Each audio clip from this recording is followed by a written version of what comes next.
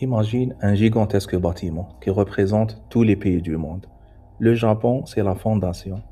Depuis 30 ans, il soutient le monde entier. Et soudain, cette fondation tremble. Un tremblement financier de 7 000 milliards de dollars qui secoue la planète. Ce n'est pas Wall Street, ce n'est pas Londres, c'est le Japon. Dans cette vidéo, tu vas comprendre comment un pays peut bouleverser ton argent, tes prêts, tes économies et même ton quotidien, même si tu ne vis pas à Tokyo. Tu n'as jamais entendu parler de cette pompe financière? Et pourtant, elle est plus grande que tout ce que tu imagines. 7 300 milliards de dollars. Le marché obligataire japonais. C'est le cœur du système mondial. Si ce marché s'effondre, c'est ton portefeuille, tes crédits et le prix de tes achats qui va être touché. Reste jusqu'à la fin pour savoir comment on est arrivé à cette situation. Dans la fin des années 80, le Japon vit une folie immobilière. Les prix des terrains explosent jusqu'à 5000%.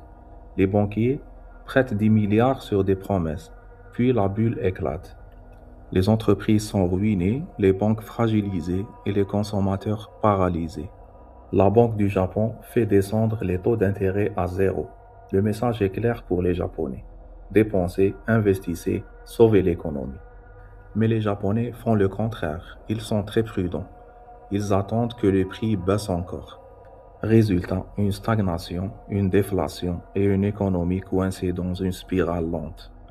Pendant 25 ans, les taux restent quasi nuls.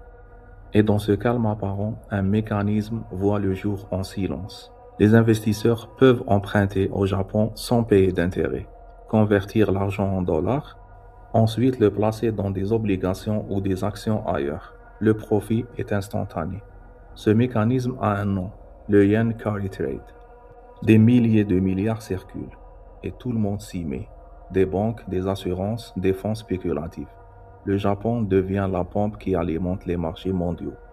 En 2016, la Banque du Japon introduit le contrôle de la courbe des taux, c'est-à-dire elle achète beaucoup d'obligations pour forcer le taux d'intérêt à revenir à zéro.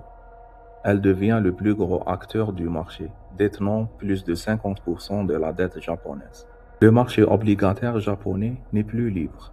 Tout fonctionne sous contrôle artificiel, jusqu'à ce que ce contrôle commence à céder.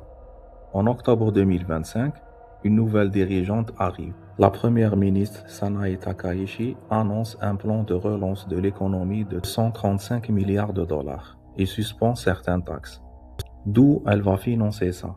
La dette japonaise dépasse déjà 260% du PIB. Les investisseurs commencent à réagir. Les marchés sentent le risque. En janvier 2026, les rendements des obligations japonaises grimpent brutalement. Obligations à 10 ans, maintenant c'est à 2,38%. Obligations à 30 ans, 3,86%. À 40 ans, plus de 4%. Sur les 7 300 milliards de dollars, chaque point de pourcentage représente des milliards qui disparaissent en quelques heures. La Banque centrale perd le contrôle et les investisseurs paniquent. Maintenant, on arrive au point qui fait peur. À l'international, le Japon possède plus de 1100 milliards de dollars d'obligations américaines. Quand le yen devient plus attractif que le dollar, les capitaux rentrent au Japon, ce qui provoque logiquement une vente massive des obligations américaines. Cette vente massive provoque à son tour une hausse des taux d'intérêt des obligations américaines, ce qui provoque lui aussi une chute des actions des entreprises à la bourse. C'est un effet domino global. On arrive maintenant à la situation où votre portefeuille est touché. Les investisseurs convertissent leurs dollars en yens, ce qui fait que le dollar s'affaiblit face aux grandes devises internationales. L'or dépasse les 5000 dollars l'once, l'argent atteint 110 dollars l'once. Tout cela est lié au Japon et pourtant c'est mondial. Parce que l'augmentation des rendements a comme cause que le coût du crédit devient plus élevé. Les prêts immobiliers seront plus chers, les entreprises payent plus pour emprunter, ce qui fait augmenter les prix et provoque une hausse d'inflation. Donc ton argent sera touché même si tu n'as jamais acheté une obligation japonaise ni même américaine. Pendant 30 ans, le monde a eu un accès facile à l'argent bon marché. Le Japon était la pompe qui alimentait le système. Cette ère touche à sa fin. Les excès sont testés. Les marchés s'ajustent et le capital devient plus exigeant. Et on ne sait pas encore si ça sera une normalisation progressive ou un choc brutal. L'onde de choc n'est pas terminée. Le Japon a déclenché un mécanisme qui pourrait réécrire l'économie mondiale. Et toi, dis-moi en commentaire qu'est-ce qui t'a choqué le plus dans cette histoire. Et n'oublie pas de t'abonner.